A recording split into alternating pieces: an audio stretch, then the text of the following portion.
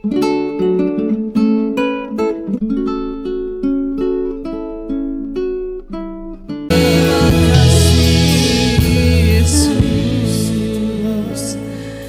kasih Tuhan buat segala kasih-Mu bagi kami. Engkau mati di atas kayu salib membuktikan bahwa Engkau memberi segala-galanya bagi kami. Dan itu cukup Tuhan. Kami tahu bahwa Engkau Tuhan yang mengasihi dan bertanggung jawab atas setiap kami. Karena itu Tuhan, malam ini kami ada di tempat ini. Satu kerinduan kami untuk mengerti rencana dan kehendak Tuhan. Biar Engkau berbicara bagi kami Tuhan malam hari ini. Sampaikan isi hati-Mu bagi setiap kami Tuhan. Urapi hamba-Mu yang tidak ada apa-apanya. Di dalam nama Tuhan Yesus. Mari kita buka hati sama-sama katakan amin, amin, amin. Silakan duduk. Bapak Ibu yang terkasih, Shalom. Bagaimana kabarnya hari ini?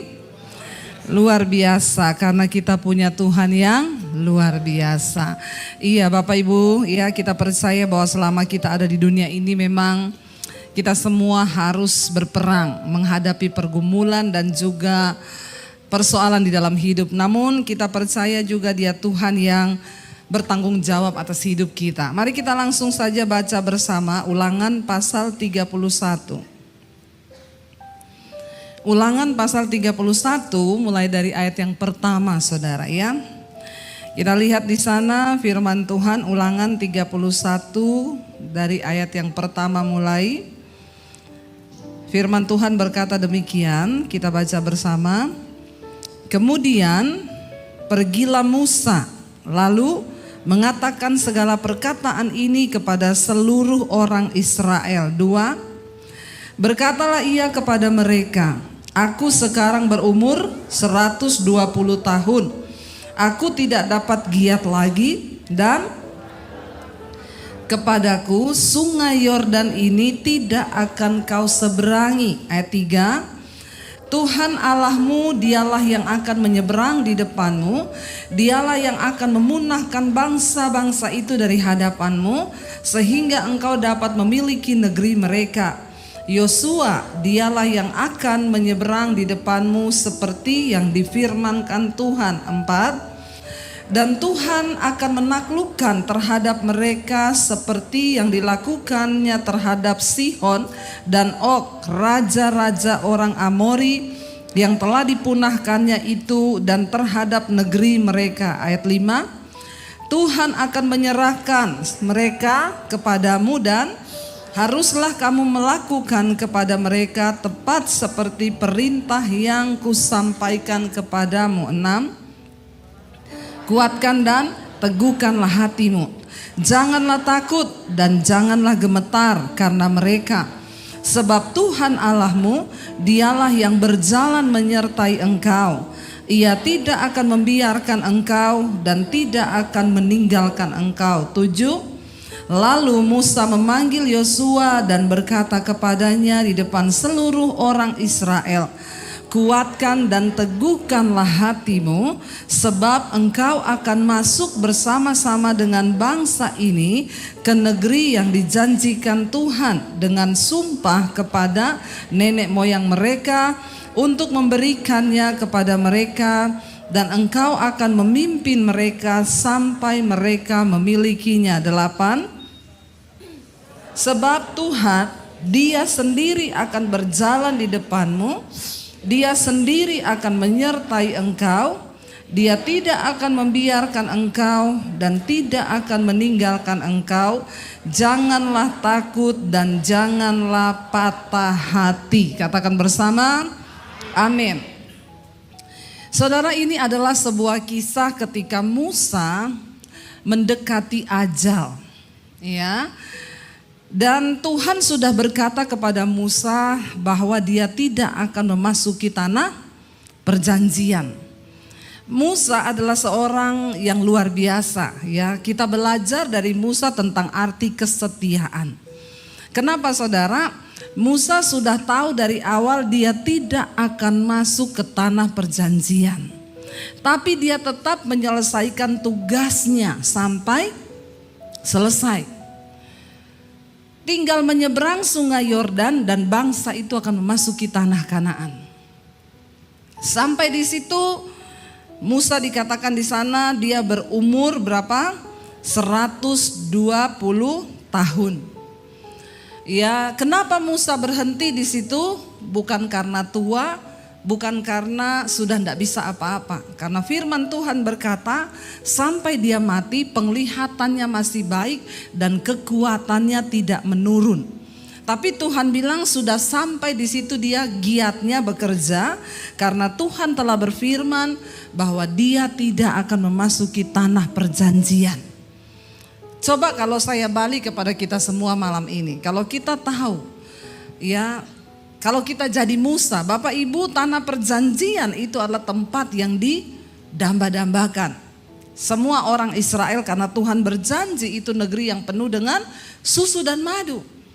Kalau kita tahu bahwa kita tidak akan masuk, ya, apakah kita masih mau melayani Tuhan? Ya, mungkin kalau saya jadi Musa, ya saya mikir-mikir lagi. Kalau saudara yang jadi Musa, kira-kira saudara mau tetap setia nggak sampai di garis akhir? Halo? Jawabnya jujur, nggak usah pencitraan. Ya, benar loh, berat loh, membawa bangsa itu yang tidak sedikit. Ya, dan itu bukan tugas yang ringan. Dari awal ketika Musa sudah pukul gunung itu, dia melanggar perintah Tuhan. Tuhan sudah bilang hukumannya adalah engkau tidak akan masuk ke tanah perjanjian. Coba kalau kita orang Kristen zaman sekarang, udah tahu doamu ndak bakal dijawab, kita masih nggak mau setia sama Tuhan? Berapa banyak orang Kristen ketika doanya nggak dijawab, udah nggak usah pelayanan, doa saya ndak dijawab-jawab, udah nggak usah doa lagi, saya tidak melihat perubahan. Tapi kita belajar malam ini, Musa menyelesaikan tugasnya sampai akhir dan cintanya kepada Tuhan itu tidak berubah. Dia berkata kepada bangsa itu, kamu harus tetap mencintai Tuhan. Ya, dia yang akan berjalan, tidak sedikit pun cinta Musa kepada Tuhan itu berubah. Walaupun dia tidak melihat tanah perjanjian, dia pernah memohon, Tuhan sudah di depan, tolonglah aku pengen masuk. Tuhan bilang tidak, aku telah berfirman dan engkau tidak akan masuk. Kita mau belajar malam ini saudara, ya, apa yang bisa membuat kita ini saudara tetap kuat bahkan sampai kita melihat janji Tuhan. Dikatakan di sana kemudian ya Musa itu memanggil bangsa Israel. Di depan mereka dia berkata, aku sudah berumur 120 tahun. Tetapi perjalanan ini harus tetap dilanjutkan. Seberat apapun hidup kita hari ini, kita harus tetap. Yang lagi ada masalah, angkat tangan. Yang lagi ada masalah saja. Yang tidak ada masalah pulang saja. Ya, yang lagi ada masalah siapa? Tolong angkat tangan. Ya, baru ngaku semua ada masalah ya. Ternyata semua ada masalah. Ya, saudara, sekalipun saudara ada masalah, saudara masih mau tetap hidup nggak? Yang mau tetap hidup angkat tangan. Semua masih mau hidup ya. Saya pikir karena ada masalah, sudahlah saya nggak mau hidup lagi bu. Bangsa Israel harus tetap menjalani. Sudah berat nggak? Berat. Mereka sudah melalui 40 tahun di padang gurun. Dan generasi pertama yang keluar dari Mesir sudah mati semua menjadi bangkai. Tapi mereka harus tetap melanjutkan perjalanan. Tidak boleh menyerah di tengah jalan. Bapak Ibu yang terkasih, seberat apapun persoalanmu, engkau harus tetap berjalan dan selesaikan pertandinganmu sampai di garis akhir. Karena bukan bagaimana soal kita memulainya, tetapi bagaimana soal kita mengakhirinya. Katakan. Rasul Paulus berkata, saat kematianku sudah dekat, ajalku akan segera tiba, dan aku telah menyelesaikan pertandingan imanku dengan baik. Ini ayat sering dipakai, ditulis di kubur-kubur dan batu nisan. Aku telah mengakhiri pertandingan iman dengan baik, dan aku telah memelihara imanku. Yang tulis orang yang hidup atau yang mati? Padahal belum tentu yang mati itu menyelesaikan pertandingannya dengan baik. Iya apa ya? Jadi kalau mau tulis di batu nisan, hati-hati, dipikir dulu, jangan main comot ayat, amin. Tapi saya berdoa semua kita yang hadir malam ini nanti patut ditulis tulisan itu di batu nisan kita, amin. Berarti udah pengen mati semua. Ya. Ayo kita pastikan kita mengakhiri pertandingan iman kita dengan baik sehingga kita bisa berpesan, kalau aku mati, tolong tulis di batu nisanku ayat ini bahwa aku telah mengakhiri pertandingan iman dengan baik dan mencapai garis akhir. Jangan hanya orang yang hidup yang tulis, yang mati padahal ya begitulah saudara, hidupnya nggak karu-karuan. Ya, akhirnya ditulis seperti itu, matinya tabrakan karena lagi mabok. Tulisannya aku telah mengakhiri pertandingan iman. Padahal lagi mabok saudara. Ya, hati-hati. Mari bukan soal bagaimana kita memulainya, tetapi bagaimana kita mengakhirinya. Di sana Musa katakan begini ya, dia akan segera mati. Tapi Tuhan berpesan, kamu harus tetap menyeberangi sungai Yordan untuk memasuki tanah perjanjian. Lalu di sana dia katakan begini, Tuhan Allahmu, Dialah yang akan menyeberang di depanmu, Dialah yang akan memunahkan bangsa-bangsa itu dari hadapanmu, sehingga engkau dapat memiliki negeri mereka. Yosua, Dialah yang akan menyeberang di depanmu seperti yang difirmankan Tuhan. Musa meyakinkan bangsa itu bahwa ingat, yang akan menyeberang di depanmu itu Tuhan sendiri yang akan menyertai engkau. Katakan amin. Bukan aku, bukan karena Yosua, tapi berulang-ulang kali dia berkata, dan ayat yang keempat, dan Tuhan akan melakukan terhadap mereka seperti yang dilakukannya terhadap Sihon dan Og, raja-raja orang Amori yang diserahkan ke tangan orang Israel, dibunuh oleh mereka, dan akhirnya mereka bisa lolos dari tangan orang Amori. Saudara, mari kita sadari malam ini bagaimana supaya kita menang dalam pertandingan hidup ini. Yang pertama, sadarilah Tuhan yang akan menyertaimu. Katakan, jangan cari pendeta. Ya, jangan cari Bapak Gembala, tapi cari Tuhan. Kenapa saudara? Ketika Yesus disalib kita masih merayakan Paskah ya. Ketika Yesus disalib, mahkamah agama, para imam-imam mencari alasan yang tepat agar mereka bisa menjatuhkan hukuman mati kepada Yesus. Bahkan tidak tanggung-tanggung didatangkan saksi-saksi palsu untuk memberatkan Yesus di depan mahkamah agama supaya dia bisa diseret, digantung di kayu salib. Tapi Alkitab mencatat ternyata kesaksian dari para saksi palsu tidak cukup memberatkan untuk Yesus layak dihukum mati. Lalu bingung mahkamah agama dan para orang Farisi, imam-imam itu bagaimana supaya dia ini mati. Lalu ada satu orang yang berkata, bukankah dia ini yang berkata, aku akan merobohkan bait Allah dan membangunnya dalam waktu 3 hari. Ketika mendengarkan itu, mahkamah agama, para imam dan orang Farisi yang ada bersama-sama dengan mereka semuanya menjadi marah. Yesus tidak membutuhkan saksi palsu untuk membawa dia disalibkan, karena memang dia datang untuk mati. Yesus bukan pecundang yang harus memakai saksi palsu. Dia harus datang untuk mati dengan sebuah alasan yang tepat. Dan itu adalah alasan yang paling tepat. Dia berkata, aku akan merobohkan bait Allah dan membangunnya kembali dalam waktu 3 hari. Kenapa orang Farisi, para imam, mahkamah agama menjadi marah besar? Karena bagi mereka bait Allah itu adalah sebuah bangunan yang sangat penting dan itu sakral. Kenapa Bapak Ibu? Karena disitulah tempat mereka bertemu dengan Tuhan.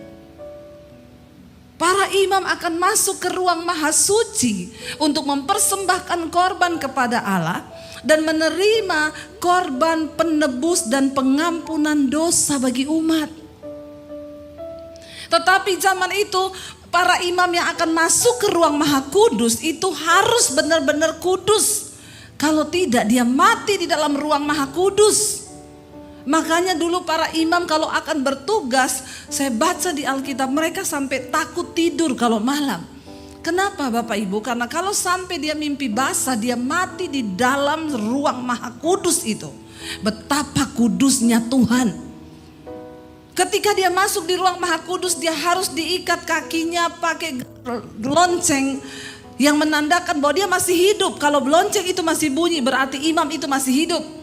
Tapi kalau lonceng itu sudah tidak berbunyi, maka dipastikan imam itu mati sudah di dalam ruang Maha Kudus. Karena kekudusan Tuhan membakar dia yang tidak kudus. Betapa kudusnya Tuhan itu. Ya, zaman sekarang banyak orang melayani Tuhan, habis bersinah naik di atas mimbar. Hidupnya belum beres, sudah melayani Tuhan. Ya, kalau kita belajar saudara, betapa luar biasa kekudusan Tuhan dan dia belum berubah, dia masih tetap sama Allah yang kudus yang harus kita hormati, katakan amin. Saudara, ketika Yesus mati, pemisah antara ruang Maha Kudus dengan ruang kudus halaman pelataran, Alkitab berkata itu tabir terbelah menjadi dua. Artinya apa?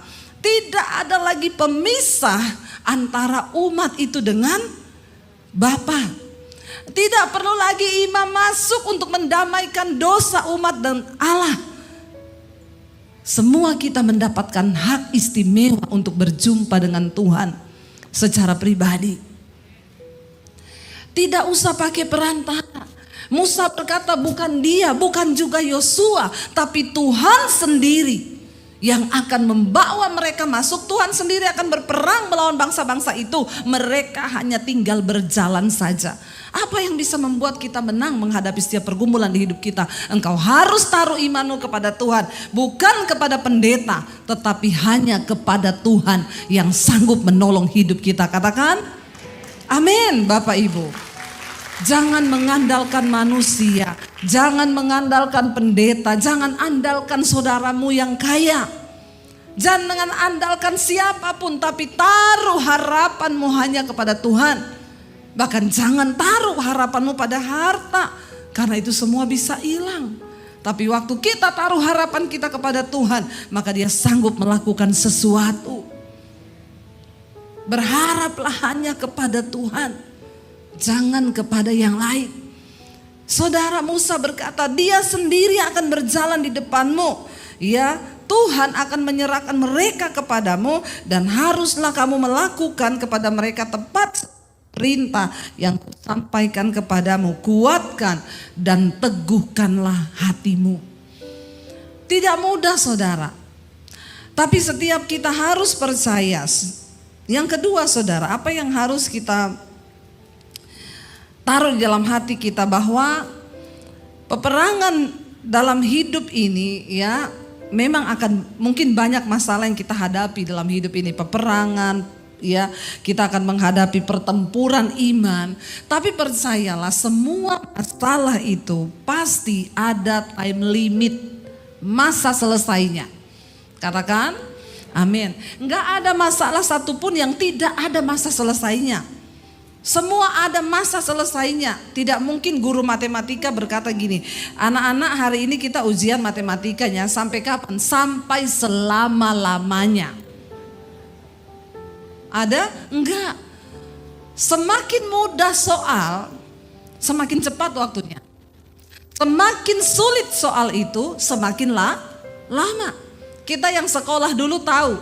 Ya, kalau bahasa Indonesia, hari ini kita ulangan bahasa Indonesia, waktunya hanya 30 menit karena mudah.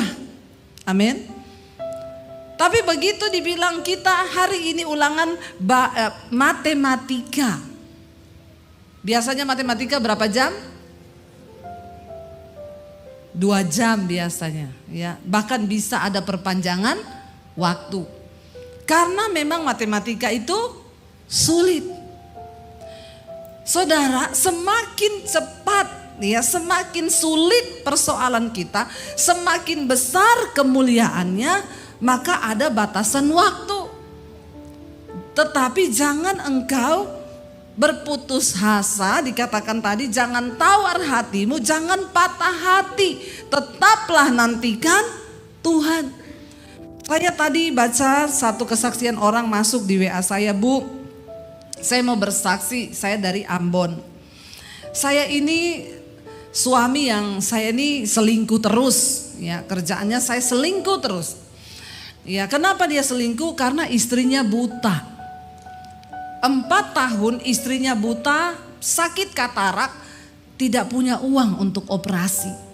Ya, buta saudara 4 tahun, ya dan akhirnya enggak bisa operasi karena enggak punya uang.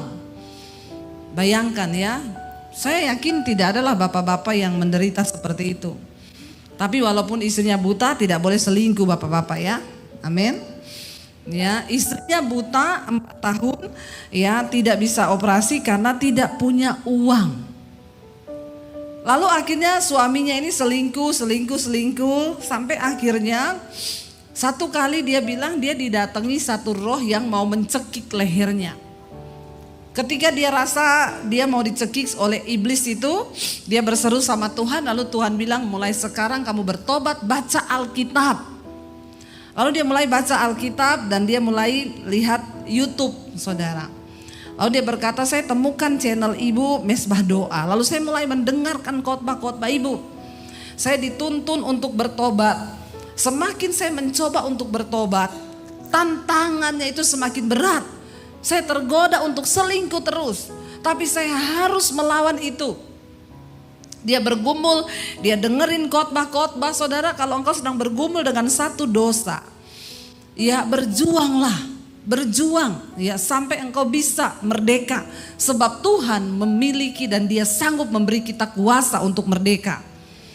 Dia berjuang, dia dengerin khotbah-khotbah saya saudara, dia dengerin firman Tuhan, Tuhan beri dia kekuatan, akhirnya dia bertobat. Singkat cerita ketika dia bertobat, dia mulai berdoa untuk istrinya yang buta. Memang tidak disembuhkan dengan cara dia doa terus istrinya melek, enggak. Tiba-tiba di desanya itu ada orang bikin operasi katarak gratis. Tuhan itu bisa bekerja dengan berbagai cara. Walaupun cukup lama 4 tahun, tapi saya percaya itulah waktu dan proses Tuhan buat keluarga ini. Ya, tadinya suaminya sudah stres lihat istri yang buta nggak bisa melihat, makanya akhirnya dia kecewa mungkin. Lalu ada perempuan ya. Jadi saudara, orang selingkuh itu bukan cuma orang kaya, miskin juga banyak yang selingkuh. Tapi di sini tidak ada. Insya Allah tidak ada yang selingkuh. Amin. Saudara, akhirnya dia bergumul dan saya melihat di situ ya bahwa Tuhan itu turut bekerja loh. Memang 4 tahun itu bukan waktu yang singkat. Bukan waktu yang nunggu istri yang buta, tidak mudah saudara bagi seorang suami. Tapi akhirnya Tuhan ketika dia bertobat, maka ada jalan keluar yang Tuhan beri. Ya, semua masalah itu ada time limitnya, ada waktu selesainya. Dan Tuhan itu mau beresin satu persatu ketika kita juga mau dibenerin. Ketika suaminya ambil keputusan untuk bertobat, maka di situ kita melihat Tuhan berkata, Dia Allah yang turut bekerja dalam segala perkara untuk mendatangkan kebaikan. Ya, saya berdoa supaya suami-suami di sini menjadi suami-suami yang setia. Sekalipun istrimu sudah tidak mampu ya seperti itu, buta saudara. Ya puji Tuhan dia mendengar suara Tuhan, dia bertobat dan sekarang dipulihkan istrinya. Dia bilang, Bu Debbie terima kasih, saya mau bersaksi sekarang istriku sudah dapat melihat, semua hanya karena anugerah Tuhan. Anugerah Tuhan loh, 4 tahun loh. Memang gak ada uang saudara, memang kasihan kalau orang itu di desa saudara ya. Tidak gampang, tapi Tuhan turut bekerja, ada time limit. Tidak ada masalah yang tidak ada batas waktunya. Tapi tetaplah setia, tetaplah percaya, jangan mundur, jangan tawar hati, jangan patah hati. Tetaplah berjalan. Karena tujuan kita itu sampai pada tanah perjanjian. Jangan engkau berhenti di padang gurun, engkau jadi bangkai di situ. Amin. Teruslah berjalan.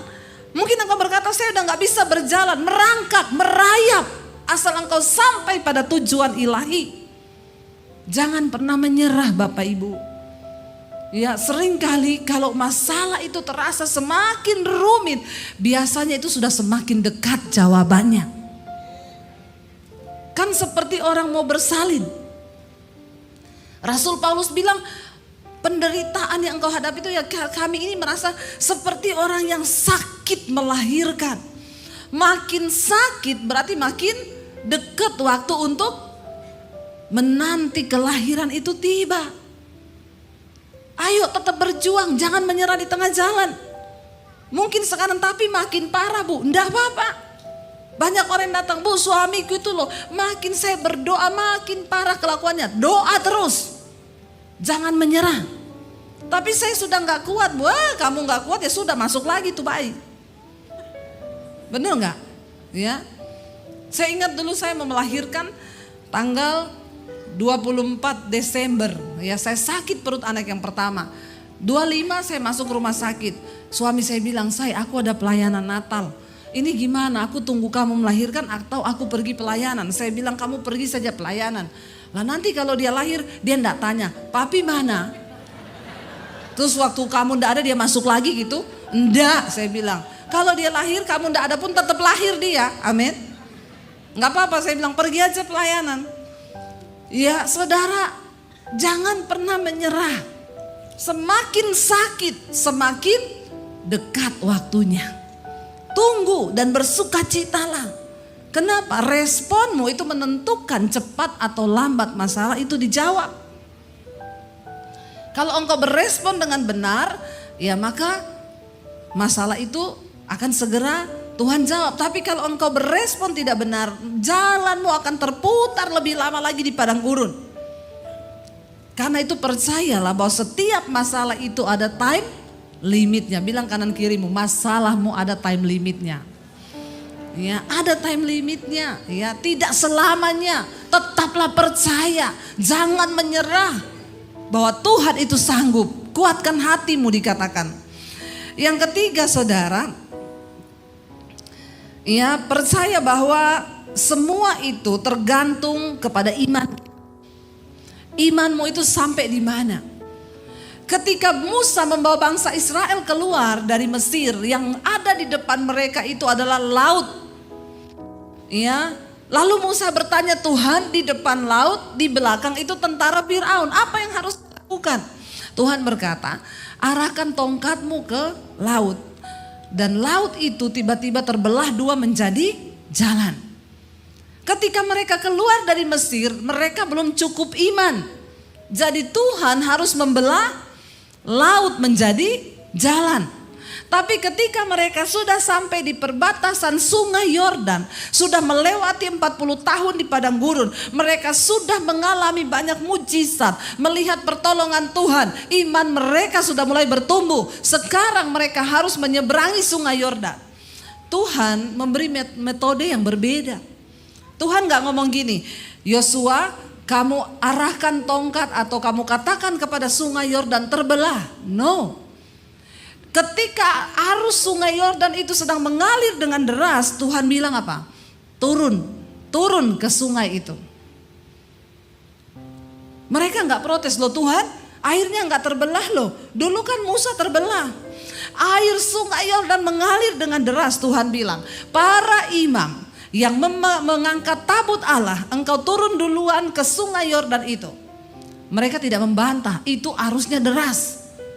Metode Tuhan itu berubah sesuai dengan iman.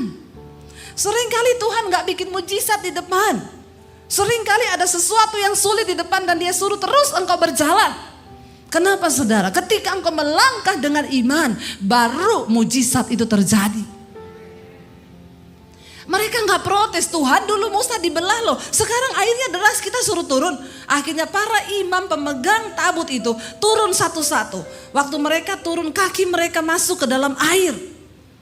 Dua orang turun, mulai sampai selutut, sampai ke dengkul, mulai sampai ke sini, sampai gini kok gak terbelah-belah. Ketika mereka empat-empatnya turun ke dalam air yang cukup dalam itu, Alkitab berkata terdengar derau air di sana itu berhenti. Tuhan menahan air yang mengalir dari hilir itu berhenti di tengah-tengah. Dan yang dari sini terputus, gak ada aliran. Mereka bisa berjalan di sungai Yordan yang kering dan tidak ada airnya. Katakan bersama, amin. Seringkali saudara terlihat sangat sulit di depan kita. Seringkali terlihat seolah tidak ada mujizat. Tapi Tuhan sedang menguji imanmu. Dia bekerja dengan takaran yang sesuai dengan iman kita. Percayalah, semakin iman kita dewasa, rasanya persoalan itu akan semakin berat di hidup kita. Tapi Allah itu setia dan adil. Dia tidak pernah membiarkan engkau dicobai melampaui batas kekuatanmu. Katakan, amin. Saya ini mengikut Yesus, masalah demi masalah, sungai, laut yang saya harus seberangi. Tapi cukup semua kisah di dalam Alkitab membuat iman saya tetap teguh kepada Tuhan. Bahkan di tengah kami mengalami situasi yang sulit, pandemi datang, tidak punya apa-apa. Kami berpikir mau jual rumah. Saya cuma berkata, engkau baik Tuhan, engkau baik. Sekalipun rumah ini saya jual, engkau tetap baik Tuhan. Iblis ngomong, kenapa kamu bilang baik? Rumah yang tadinya ada sekarang mau dijual. Saya bilang, iblis dulu kita gak bisa jual apa-apa. Sekarang ada yang bisa dijual. Tuhan itu baik. Jangan pernah beri alasan kepada iblis untuk dia bekerja sama dalam pikiranmu menuduh Tuhan itu tidak baik. Tetapkan dalam hati dan imanmu, Tuhan itu baik. Dan dia dapat melakukan segala cara yang di luar akal logika manusia. Kalau saya melihat hari ini hidup kami, bagaimana Tuhan melakukan perkara yang dahsyat, saya itu cuma bisa bilang, Tuhan engkau wow, engkau dahsyat Tuhan. Dan kenapa Tuhan mau saudara kita mengalami hal-hal yang sulit, supaya hidupmu menjadi kesaksian bagi banyak orang. Supaya saya tidak menjadi pendeta yang cuma katanya. Banyak pendeta bisa ngomong tapi hanya katanya. Dan firman itu tidak menjadi hidup bagi jemaat. Ia tidak mengalami. Ya, kita ketika berkata, saudara, ketika engkau tidak punya uang, mampukah engkau bersyukur? Apakah saudara pernah mengalami? Kalau saya ngomong begitu, saya tidak pernah mengalaminya, maka saya ini cuma pendeta kah? Katanya kayak orang buta nyanyi, pelangi-pelangi alangkah indahmu, katanya merah kuning hijau, katanya di langit yang biru, katanya karena dia tidak pernah melihat. Jangan jadi orang Kristen yang tidak pernah punya pengalaman pribadi dengan Tuhan. Karena imanmu akan lemah. Tapi semakin engkau mengalami masalah dan tantangan, Tuhan akan membawa engkau kepada pengalaman demi pengalaman iman yang luar biasa. Sehingga engkau bisa bersaksi, aku punya Tuhan yang hebat. Amin. Bagaimana engkau bisa berkata Tuhan hebat kalau engkau gak pernah mengalami? Benar gak saudara? Saya sering dengar jemaat saudara, kalau dengar ada pendeta ngomong, saudara, engkau pasti kuat walaupun engkau tidak punya uang. Ya, tapi dia bilang gini, itu pendeta gak pernah rasa loh gak pernah punya uang. Loh, kita harus mengalami Tuhan. Hari ini ketika engkau sedang mengalami persoalan, makanya semua kita harus diproses. Ketika engkau selesai diproses dalam hal daging, engkau naik level diproses dalam hal uang, engkau naik diproses dalam hal harga diri. Semua kita harus diproses.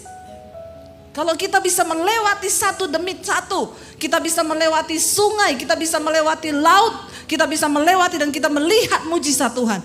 Bukankah perjalanan hidup kita ini dilambangkan seperti bangsa Israel? Banyak kesulitan di padang gurun, tapi bersama dengan Tuhan kita bisa setapak demi setapak melangkah sampai kepada janji Tuhan. Itu yang Tuhan mau, Bapak Ibu. Ya, imanmu itu akan menentukan mujizat yang akan engkau terima, ya. Ketika engkau punya iman, maka Tuhan itu juga turut bekerja dalam segala sesuatu. Saya dikirimi kesaksian jemaat Mesbah Doa. Ibu, saya mau bersaksi, ya. Saya tuh bersyukur saudara. Ya, puluhan ribu kesaksian yang masuk di handphone saya ini. Ya, ternyata firman Tuhan itu tidak sia-sia. semuanya berbuah. Jadi ada satu orang ibu, dia itu pernah konseling sama saya tahun lalu, tapi nggak pernah saya balas karena memang yang masuk ini puluhan ribu di HP saya. Tapi puji Tuhan tidak saya balas tuh, saya percaya ada rencana Tuhan. Dia sudah ketik ke sini sudah plong mungkin hatinya. Seringkali memang Tuhan tidak izinkan saya membalas. Kenapa? Supaya jemaat itu mencari Tuhan sendiri. Sudah cukup firman yang saya beritakan, tidak usah lagi konseling sama saya, amin. Jangan berat-beratkan lagi hidup saya. Saya ini siaran pagi, siang, malam, pagi, siang, malam. Mau kemanapun di hotel saya syuting. Masih lagi mau konseling sama saya. Konselingnya masalahnya itu saja. Sebenarnya sudah ada jawabannya di firman Tuhan. Amin apa amin?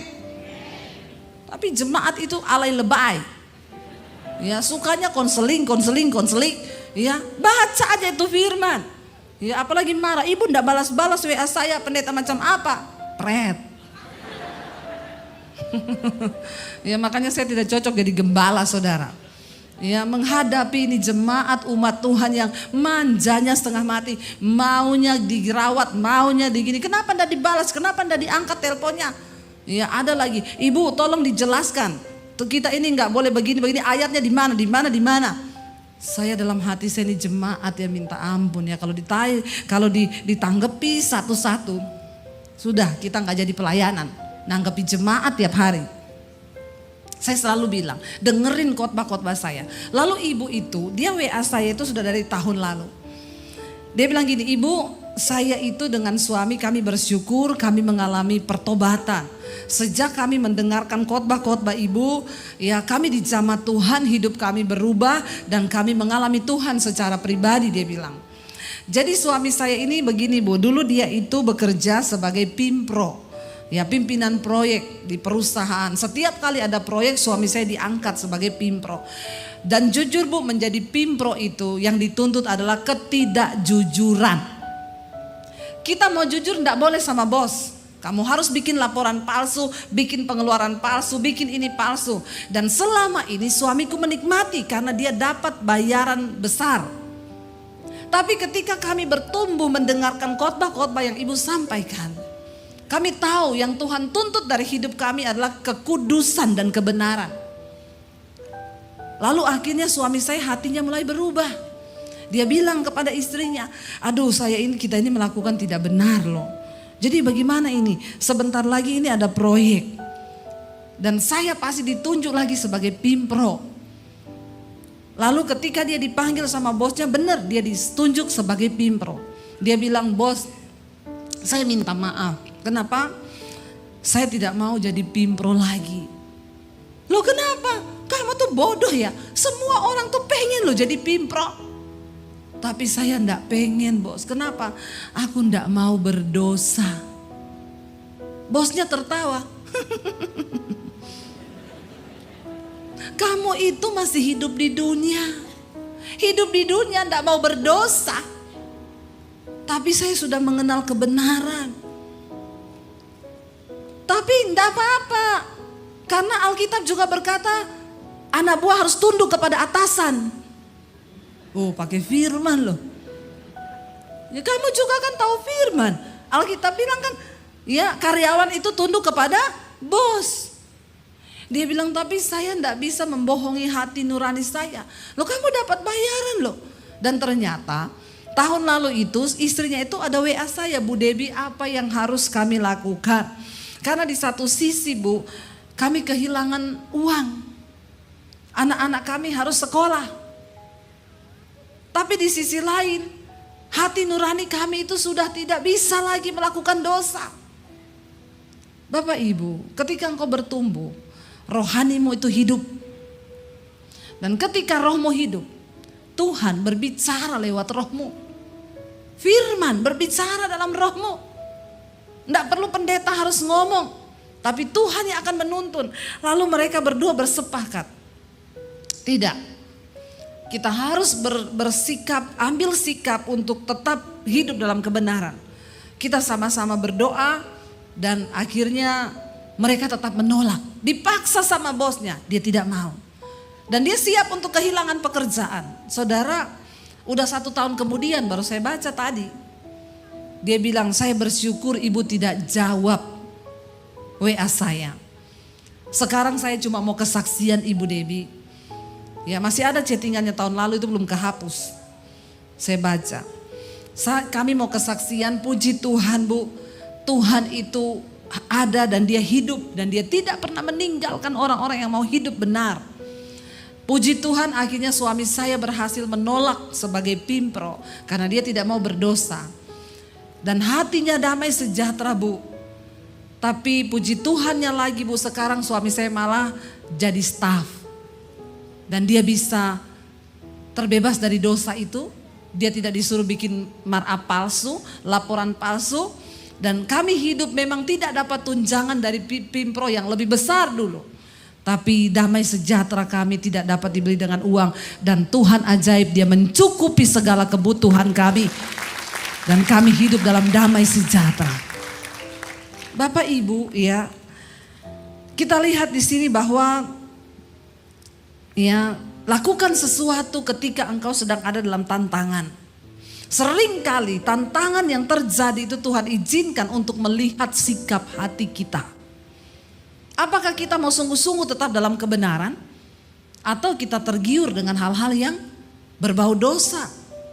Kita tidak akan pernah melihat campur tangan Tuhan dalam hidup kita. Mungkin ada orang yang kelihatannya sukses, dia diberkati, tidak pernah kekurangan, bukan diberkati ya kaya, karena diberkati dan kaya itu beda. Ada orang kaya tapi itu bukan berkat Tuhan, karena setan bisa beri kekayaan. Tapi berkat yang dari Tuhan itu ada damai sejahtera. Ya, dan tujuan Tuhan adalah membawa kita memindahkan bangsa Israel itu dari Mesir tempat perjanjian masuk ke tempat perbudakan, masuk ke tanah perjanjian, di mana mereka bisa menikmati damai sejahtera yang dari Tuhan. Di Mesir mereka tidak kekurangan apapun. Di Mesir mereka makan daging enak. Makanya ketika di padang gurun mereka marah-marah. Kenapa Musa engkau bawa kami ke sini? Lebih baik kami di Mesir, di sana kami makan daging, kami makan apa, puas semuanya. Walaupun kami diperbudak. Tuhan tidak mau saudara engkau cuma menjadi kaya. Tapi Tuhan mau engkau diberkati. Kenapa? Karena kaya saja belum tentu diberkati. Kaya saja tidak mampu membawa damai sejahtera. Tapi orang yang diberkati karena dia hidup dalam kebenaran, hidupmu disertai damai sejahtera. Dan itulah hal kerajaan sorga. Tuhan mau kita hidup dalam sorga walaupun kita masih di bumi. Ada kebenaran, damai sejahtera dan sukacita yang dari Tuhan. Katakan amin. Ya, jangan tertipu dengan dunia ini.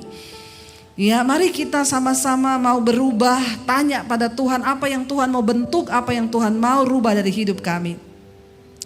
Dan yang terakhir saudara, jangan engkau biarkan keteganganmu, persoalanmu itu berubah menjadi ketakutan. Masalah tetap masalah, tapi ketakutan itu kita yang undang. Masalah itu semua orang akan alami. Tapi responmu engkau menjadikan itu sebagai ketakutan atau intimidasi, itu adalah pilihanmu. Makin stres kita, Alkitab berkata dengan kekhawatiranmu, dengan ketakutanmu, engkau tidak bisa mengubah apapun di hidupmu. Jadi daripada saudara khawatir, lebih baik belajar percaya, bernyanyi dan teguhkan imanmu kepada Tuhan. Amin. Sama-sama kan? Kita mau marah-marah, kita mau khawatir, kita mau takut, sama aja kan? Tidak ada yang berubah kan? Tapi ketika kita mulai belajar percaya, nyanyikan pujian, naikkan penyembahanmu, justru Tuhan sanggup bekerja. Makanya Musa berkata, jangan takut ya. Berulang kali kuatkan dan teguhlah hatimu, jangan takut dan gemetar. Siapa yang bisa menguatkan hati kita? Tidak ada orang lain, dirimu sendiri. Katakan, aku harus menguatkan hatiku. Kita gak bisa saudara minta sama orang untuk kuatkan hati. Iman kita dengan Tuhan, sikap hatimu dengan Tuhan itulah. Makanya ayat ini berkata, teguhkanlah hatimu, kuatkanlah hatimu dan jangan takut, jangan gemetar. Jangan biarkan masalahmu berubah menjadi sebuah ketakutan. Karena orang yang takut itu tidak beriman. Orang yang khawatir tidak percaya. Tapi ketika kita percaya, maka Tuhan berkata, dia yang akan berperang. bukan Yosua, bukan Musa, tapi Tuhan sendiri yang akan. Saudara, dengan kekuatan kita begitu terbatas. Saya mengalami di tengah masa pandemi, apa yang harus kami lakukan Tuhan? Mau jualan apa? Anak saya mau kuliah, bagaimana caranya? Saya cuma bisa angkat tangan dan berkata, aku tidak akan pernah menyalahkan Engkau Tuhan. Aku akan jalani semua yang harus aku jalani. Tapi dari mulutku tidak akan pernah menuduh bahwa Tuhan itu jahat. Engkau Tuhan yang baik. Dan saudara, ketika dia melihat imanmu, dia mengubahkan keadaan saya. Itu hanya semudah dia berfirman. Semudah membalikkan telapak tangan. Itu Tuhan kita. Itu Tuhan kita. Saya bukan cuma bicara, saya mengalami apa yang Tuhan janjikan. Di tengah ketidakberdayaan, di tengah sesuatu yang sudah rasanya tidak ada jalan, saya memilih meneguhkan hati untuk percaya pada firman. Setiap hari saya berusaha nyanyi, saya berusaha teguhkan hati saya. Di tengah badai, di tengah persoalan kami tetap melayani. Jangan pernah mundur, aku tetap percaya bahwa Tuhan yang sanggup. Jangan tinggalkan iman. Di tengah pergumulan yang datang, di tengah pandemi itu saya ingat lagu kesayangan saya. Kau kuatkan, aku bertahan. Kau harapan dalam kesesakan. Kau buktikan kesetiaanmu Tuhan. Engkau Allah Immanuel. Iblis ngomong menghibur diri. Mana Allah Immanuel? Habis ini kau jual rumah. Saya ngomong kau kuatkan, aku bertahan. Walau dengan air mata yang bercucuran. Saya bilang aku tidak akan izinkan engkau iblis melemahkan imanku. Tuhan yang menguatkan aku dengan bercucuran air mata saudara. Dan ketika dia lihat imanmu teguh tidak tergoyahkan. Maka cepat atau lambat pertolongan itu akan datang. Dia Tuhan yang tidak pernah berdusta. Dia Allah yang berkata ya dan amin. Dia Tuhan yang tidak pernah berbohong. Jangan pernah engkau ragukan janji Tuhan. Dia yang berjanji engkau akan memasuki tanah itu. Apakah engkau percaya? Apakah kita mau percaya kepada Tuhan bahwa dia Allah yang sanggup saudara? Ketika kita percaya, maka jangan biarkan persoalan itu berubah menjadi ketakutan. Engkau berhak memilih hari ini. Apakah engkau akan jadi khawatir dan takut? Atau engkau berkata Tuhan aku memilih untuk tetap percaya. Malam ini saya mau minta suami saya untuk bisa ngiringi. Kita mau menyembah Tuhan Bapak Ibu. Ya, kita percaya bahwa ya dia Tuhan yang sanggup. Jangan biarkan keadaanmu, jangan biarkan masalahmu, jangan biarkan tekanan hidupmu ya membiarkan engkau menjadi takut, membiarkan engkau menjadi lemah. Tapi biar malam hari ini kita mau teguhkan hati dan iman kita. Kita mau berkata kepada Tuhan, kami tahu dan percaya engkau sanggup Tuhan, engkau mampu Tuhan. Biar kita mau berkata di hadapan Tuhan bahwa hanya Dia yang bisa mengubah segala keadaan kita Bapak Ibu. Mari kita bangkit berdiri bersama malam ini.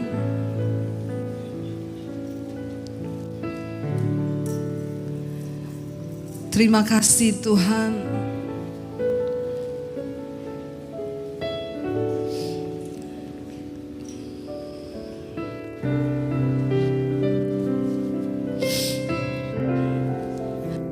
Kau kuatkan, aku bertahan. Kau harapan dalam kesesakan. Kau buktikan kesetiaanmu Tuhan. Engkau Allah iman.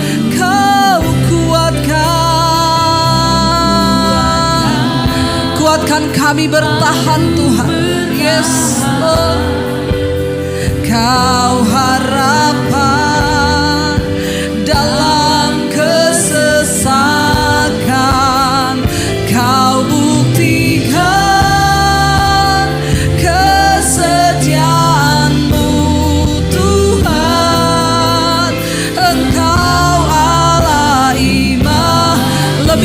saudara angkat tanganmu di hadapan Tuhan. Katakan, Kau kuatkan aku bertahan, Kau harapan dalam kesesakan kami Tuhan.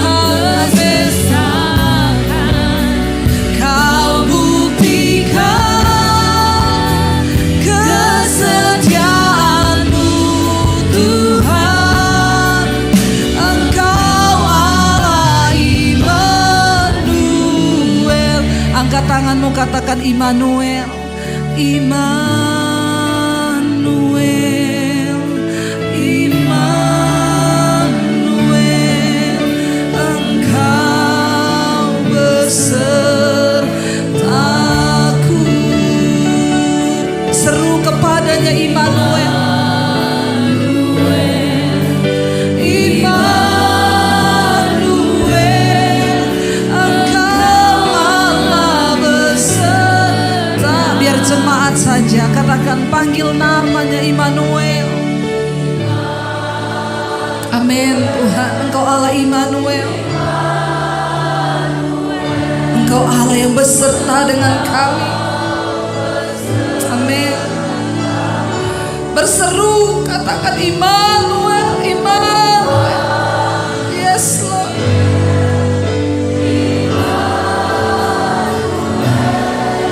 Engkau Allah beserta. Mari tundukkan kepalamu dalam hadirat Tuhan, sembah Dia.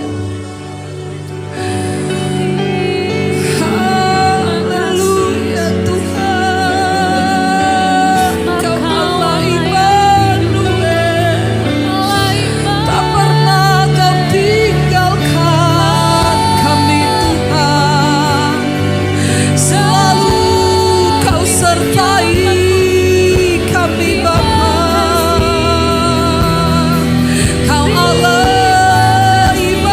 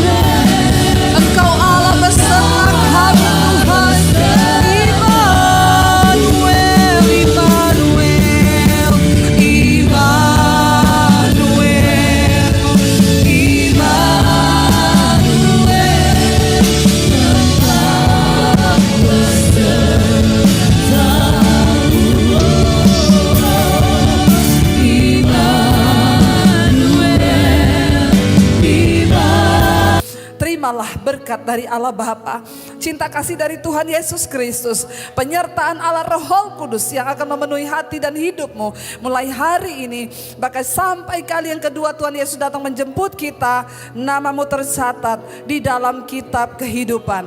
Di dalam nama Tuhan Yesus yang percaya diberkati Tuhan, katakan bersama, amin, amin, amin.